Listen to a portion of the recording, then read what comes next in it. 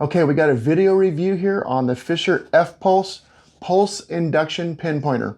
That's a whole different technology than what we're used to with pinpointers like these that we've all been using for years and love. This is a VLF technology, where this technology, the circuit inside of it is pulse induction. And some of you may recognize the name of that. That's a technology used in the elite Minelab gold machines like the GPZ 7000, the new GPX 6000, the STC 2300, and of course the GPX 5000 and several other older gold machines from Minelab. There's the Garrett ATX that used pulse induction, the White's Surfmaster, just to name a couple. There's a few others out there, but anyway, why did somebody take the time to make a pulse induction pinpointer? Not sure about that. We're going to look into that a little bit. But before we do that, we're going to unbox it, and then we'll take it out in the field and use it after we go through a little bit of a in the field setup video for you. We'll take it out there and show you how to set it up real quick. And then we'll take it down in the hot red soil out here in the California gold country. We'll go out looking for some of this good stuff and test it and see how it runs out there. So before we do that, let's unbox it real quick. I'm going to show you the front of the box here. The front of the box has a decal up here that says new and improved. So this is obviously at least second generation from Fisher Research Labs out of Texas, made in USA. Here is the back of the box. I'll show that on the screen here for you now. And then you have the side of the box. There's a bunch of features on here. We'll put that up on the screen for you. And here's the other side with the company information. And then we have the end caps, the price on there, the other end cap, and let's open it up. See how it looks inside and how it's packaged.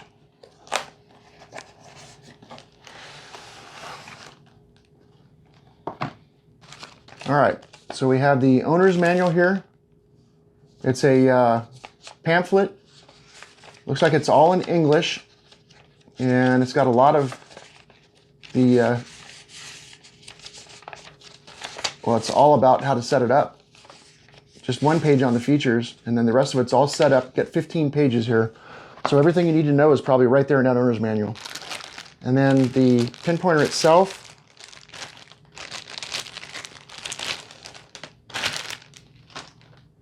Comes with a holster. Man, that is a tight fit on that holster. That's good. You see, that's a tight fit. And I'll tell you what, this holster is unusual in that it's very well constructed. I mean, it's a solid, hard shell, and it's covered with that Cordura stuff. It's got a Velcro fastener and enclosure on the back with a snap, military style, like something you'd see in the webbing of mil-spec. So I love this. It appears to be strong and very well made. The pinpointer itself just fits in your hand perfect. I mean, it just drops right into your hand, almost like a pistol style grip. Very ergonomic. It's got a rubber texturized grip on it here that just fits in your hand perfect. It has a scale in inches on the side. It goes up to 8 inches here. And then there's markings on here for up to 20 centimeters. You can see the LED light here. It's got a little lanyard hole here, serial number, and the end cap. You have to use a screwdriver or a coin to take the end cap off. I don't know if a quarter will work, but oh yeah, quarter works.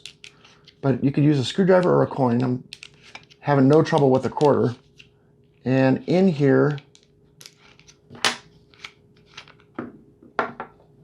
the dealer had already put batteries in this for me. Just 2 AA's. That's different because all of these take 9 volts, at least all the ones I've ever seen. And this is 2 AA's for this technology. Yeah, let's see. Put these back in here. And you can see the end cap has an O-ring, a rubber O-ring in there, probably for waterproof. So you want to take care of that O-ring. It's fully submersible up to 6 feet, I think it was. Tighten that. Let's turn it on. Nice. It's got a little buzz when it turns on and vibrates. But yeah, let's show you how to run it, and we'll take it out in the field and test it. But first impressions, very well made. It appears to be a quality product, made in the USA. Can't wait to try it. I hope that I fall in love with it. I hope that I use it. If I do use it, I will put it on a lanyard because if I didn't run all my pinpointers on lanyards, I'd be losing like one a week. I'm not even joking. Sometimes I get up and I'm tired after 8 hours of detecting, and I'm walking and I feel my lanyard dragging behind me. I would have left it. And there's been many a times where at least twice where I've permanently lost pinpointers and couldn't find them. So I do run a lanyard on them. But anyway, here we go. Let's show you how to run it. Okay, to program this now in the field, there's a couple things I'm going to show you. First of all, when you turn it on, it's just a half-second press to turn it on. So we just turn it on and you get an audible and a vibration telling you it's on.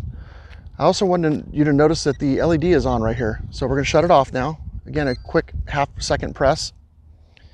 Now when we turn it on, I'm going to hold it for 1 second this time, not just a half second, but 1 second. And we're going to watch that this light will toggle off. It's off. So now it's the pinpointer is actually on, but the LED has been shut off. So let's shut the machine off again.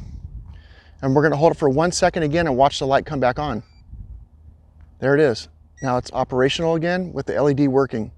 So that's how you toggle the LED on and off, is just with the 1 second. Let's do a quick half second to shut it off. There we go. Okay, so now for the programming of the different sensitivities and tones and vibration, we're going to turn it on, quick press. And now to get into the programming menu, we're going to hold this in for 2.5 seconds till you hear that and let go. So now it's in the programming mode. And from this mode, you can tap this and it'll tell you right away what mode you are last in. Let's watch and see what we get here. So we got one vibration. That tells me it's one vibration is low sensitivity, vibrate only. Push it again. Got two vibrations. That's medium sensitivity and vibration only with no sound. And one more push is going to give me 3 vibrations. Yep. And that puts it in high sensitivity with vibration only and no sound. If we do it again, we get 1 beep, and that tells us we're in low sensitivity with vibration. 1 more, medium sensitivity with sound and vibration, and that's full sensitivity with sound and vibration. Shut it off. Okay, now let's turn it back on again. And as you're out detecting, and sometimes these PI pinpointers can interfere with the circuitry on a PI machine. And it's simple that you can just change the frequency on this and it won't interfere with your PI detector. So if you turn your PI detector on first, and while the PI detector is on, go ahead and power this unit on. Let's do that real quick. So let's say the PI is right here. We just turned it on. We power this on. We hear the interference. Now we're going to hold this with it on past the 2.5 second menu all the way until we get to the last menu. Past that one. There it is. Okay, now you can see the LED is blinking quickly. That's telling you it's in the frequency shift mode. So listen how the sound changes every time you tap this. Boop, beep, beep, beep, beep. It's getting higher. Those are different frequencies. When you find one you like that's not interfering, just go ahead and shut it off and you're good to go. That's it. Okay, so I brought a couple different pinpointers with me today. I have the F-Pulse Pulse Induction versus my go-to everyday pinpointer, which is a VLF technology. This one here is the Garrett Pro Pointer AT, and a lot of people call it the Garrett Carrot for obvious reasons. You can see it's very similar in size and features. And I'm wondering what the advantage would be of bringing a pulse induction pinpointer along with me when I'm out looking for gold with the PI machine. So let's start the experiment by showing you what I normally deal with, which is using this with my PI machine, which is never usually an issue.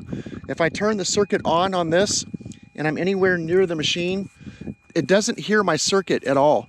What it does hear is if I move the pinpointer around, because the coil is so incredibly sensitive that it'll hear this moving within a couple feet of it.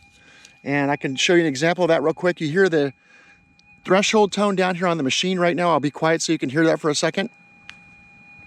And as we get closer, let's listen and see if that changes when I bring the VLF pinpointer over there.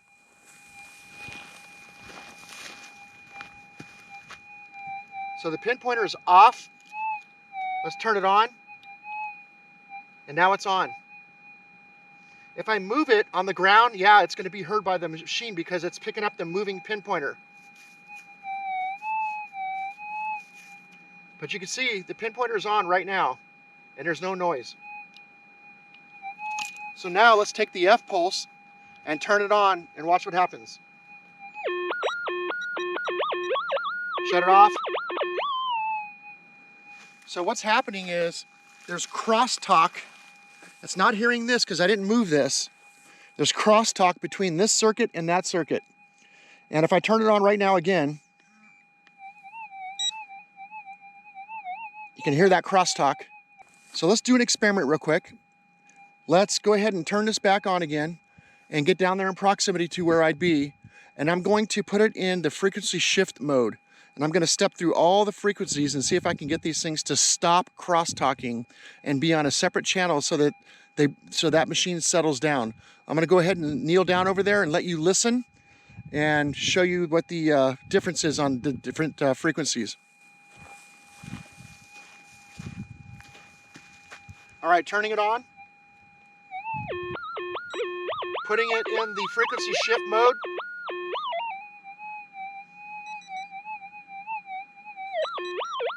Okay, I'm in the mode now. It's switching frequencies.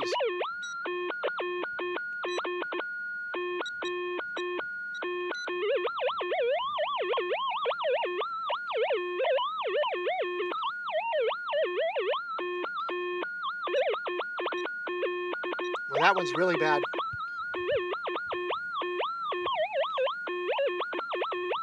Another bad one.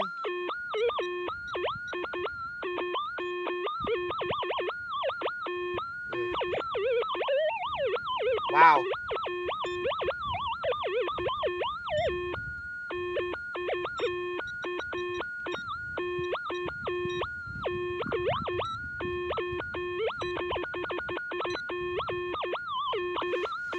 Well, unfortunately, I went through every frequency and they were all bad. Some were worse than others, but it never settled down and it never stopped cross-talking.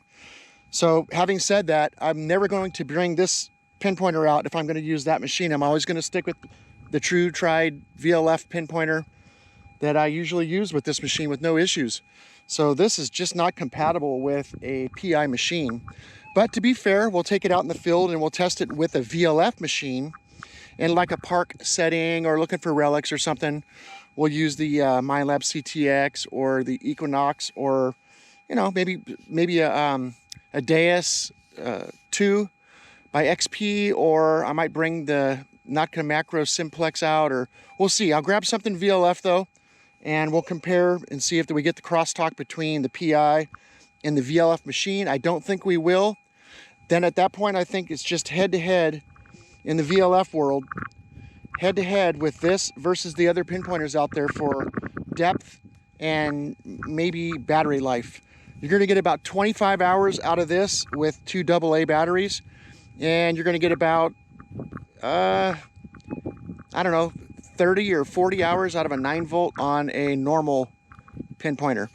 So it's a little less battery life on this, but it's AA's, so big difference in voltage. AA's are 1.5 volts. You only have 3 volts there, where a 9-volt is a 9-volt. So to be expected that you have a lot more battery life on a 9-volt system. Having said that, let's go ahead and move on to the next test, where we'll take this out in the field with some VLF machines and check it out. Okay, to do this test today, I chose 3 different VLF machines here. You can see on the left we have the Notka Macro Simplex, the center the MindLab Gold Monster 1000, and on the right over there I have the MindLab CTX 3030. So there's our machines. Let's go ahead and get the test started. Okay, so before we start this test, I want to make sure that I cycle through every possible frequency. So let's go to that menu again real quick. We'll turn it on. It's on. We'll hold the button now. Past that, past the 2.5 second, and after that you can let go. Now you have the fast blinking LED. You're in the menu right now where you can select the different frequencies. Listen to them real quick.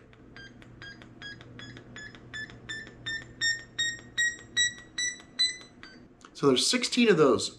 And when it gets loud, loud, loud, loud, and high, it gets quiet again and lower, you know you went all the way through. So I'll be doing that on every machine during the test. And you just shut it off now. Okay, so we have the macro simplex turned on. It's in all metal mode. You hear that there is a threshold. And let's go ahead and turn the pinpointer on and see what we get. Not bad. Just a little bit of a sizzle, but not bad. Doable. I mean, that's not too bad. Let's change the channels on this and see what happens. Go past that menu. Pass at 2.5. Okay, now we're in that menu. Let's switch channels. Whoa. I'll just toggle through some of these and you can hear what's happening. That's not too bad.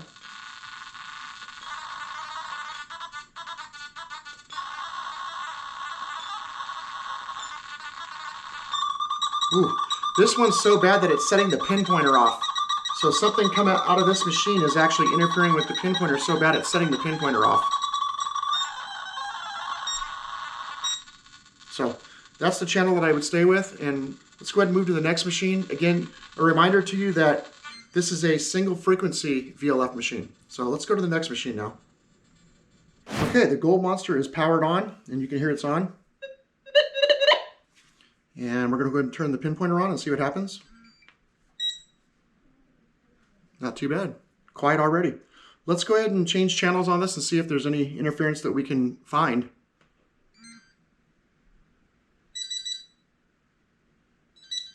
Okay, now we're in the menu. Let's toggle. There's one that's interfering a little bit. There's one. Not too bad. Nothing. Nothing. Nothing. Nothing.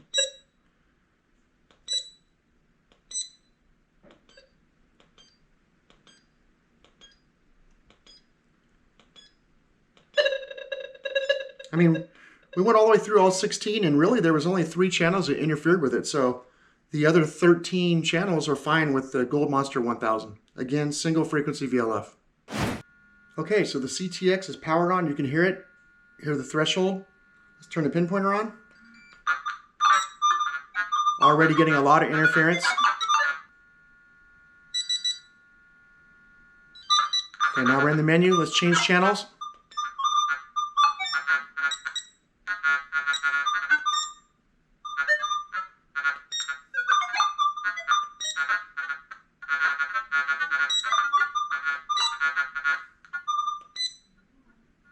Not too bad right here. Well, there's some interference, but it's not as bad as the others.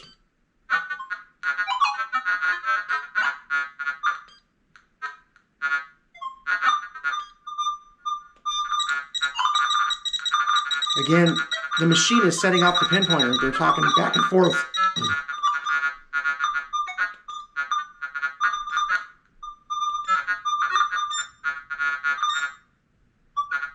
All right, let's shut this off and listen. Quiet. So unfortunately, there's really no frequency that plays good with this machine. They, it's a multi-frequency machine. It's spraying out multiple frequencies simultaneously, and there's several of them. We really don't know how many are coming out right now or what frequencies they are because my lab doesn't share that information. It's top secret, really. But anyway, whatever is happening, it's definitely interfering with this, and these two just don't go together. The multi-frequency CTX and this having some difficulties here. So, all right, got a signal right here. It's deep, I think, for sure on this one. A little deeper. So I'm gonna check it with the Garrett pinpointer first. This area.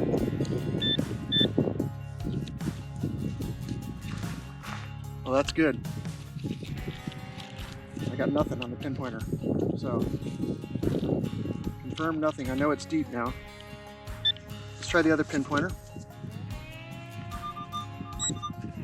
Ground balance it real quick. Hey, look at that.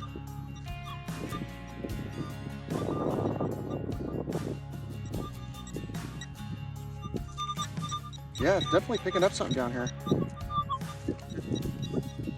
Okay, so this has a little more depth than the Garrett. Nothing on this. Let's take a little bit of the top off here and recheck it. There's some of the crust gone. Let's recheck it. We definitely hear it on here now. Right over here.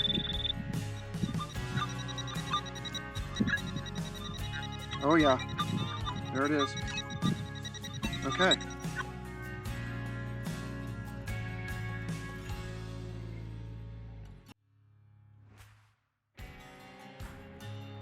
Before we say that this one's deeper, let's do a couple more targets and just confirm that. I'll tell you, I'm not convinced that it's a good signal. It's probably trash, but we're gonna dig it for one reason. It's deep, so it should serve the purpose of our depth test. Let's check it with the Garrett first.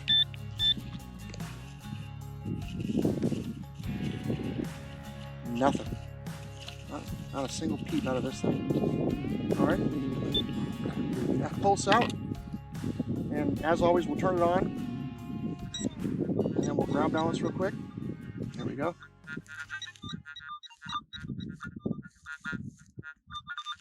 Once again, this does pick it up. Just picks it up right here.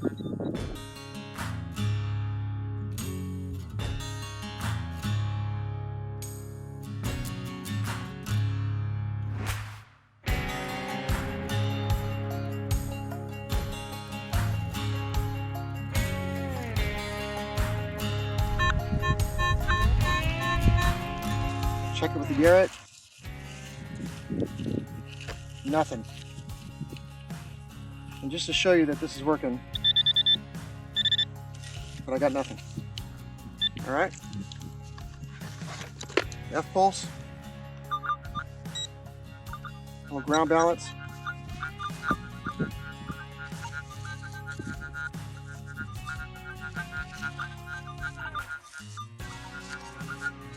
Well, whatever this is out of the depth range of the F-Pulse as well so far. Let's take a little off the top and check it again.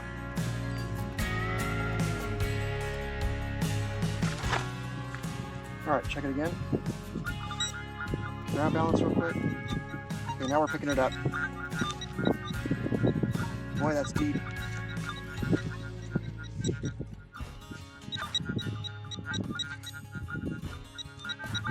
It's way down there. Let's see if we can hear it at all with the Garrett. Boy, isn't that something? Hey, that's 3 out of 3, so I'm going to go on record at saying that the F-Pulse is deeper than the Garrett on a tight setting. So that's good and bad. So it's sometimes you don't want to have a lot of depth on the pinpointer, as you can hear co-located targets a lot easier, which is a whole different topic, but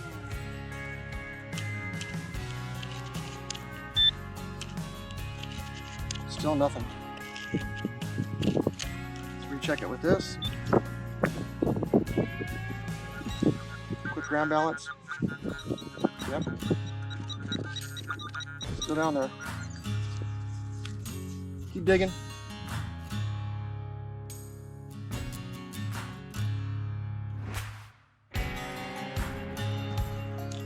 All right, let's recheck it.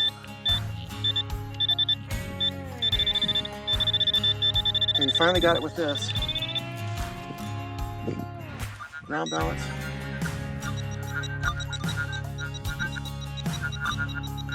Okay.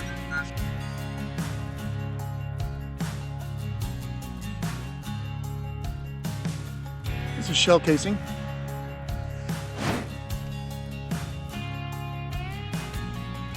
Okay, fresh in from the field test. Whew, it's hot out there. Let's talk about the pros and the cons and do a little wrap-up video for you here.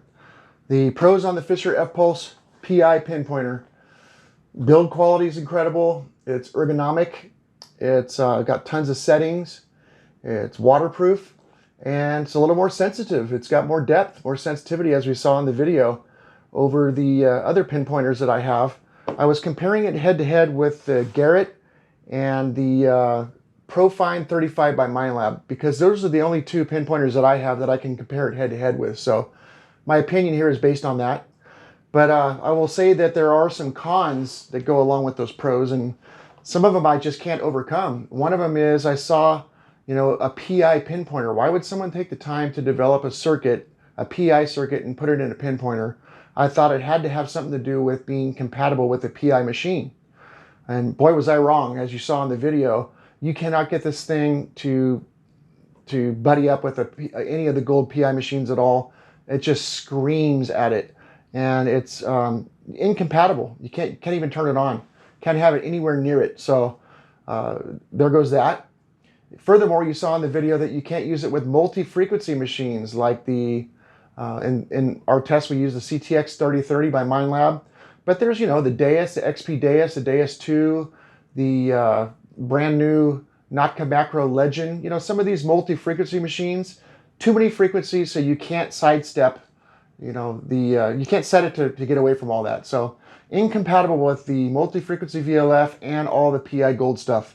However, it is compatible with the single frequency gold detector machines like my Minelab Gold Monster 1000, the Fisher Goldbug stuff, the White's machines. You have the Macro Gold Cruiser, I think it's called, and the 705 by Minelab. All those single frequency gold machines, perfect for that. In fact, it's great for that because you get the little bit of extra depth, and you're working a pile of dirt here trying to find your nugget, and that sensitivity and boost and the little extra depth is good. They help you try to find that nugget. You get your shovel down there, and I think that's a benefit, and I will keep this and use it just for that. But I don't find the depth to be a benefit anyway when I'm looking for relics and coins. Generally speaking, I'm down on the hole with this, and I'm detuning this thing all the time to lower the sensitivity because I want to get right on top of the target before I dig it so I don't scratch it or destroy it. So anyway, my opinion is if you're going to be a single frequency detectorist and look for gold, get it. It's great. A little extra depth, and it has a benefit. And if you're running a PI machine or multi-frequency, don't get it. That's my opinion, and I don't hang my hat with any of these manufacturers. I don't pull punches. I tell you what my honest opinion is on all this stuff. And I hope that I helped or saved somebody from buying something they don't need, or maybe if you're looking for a little more depth to find a nugget, you do need it. So anyway, that's it for now. Sorry for the long video. Thanks for hanging out, and we'll catch up with you real soon.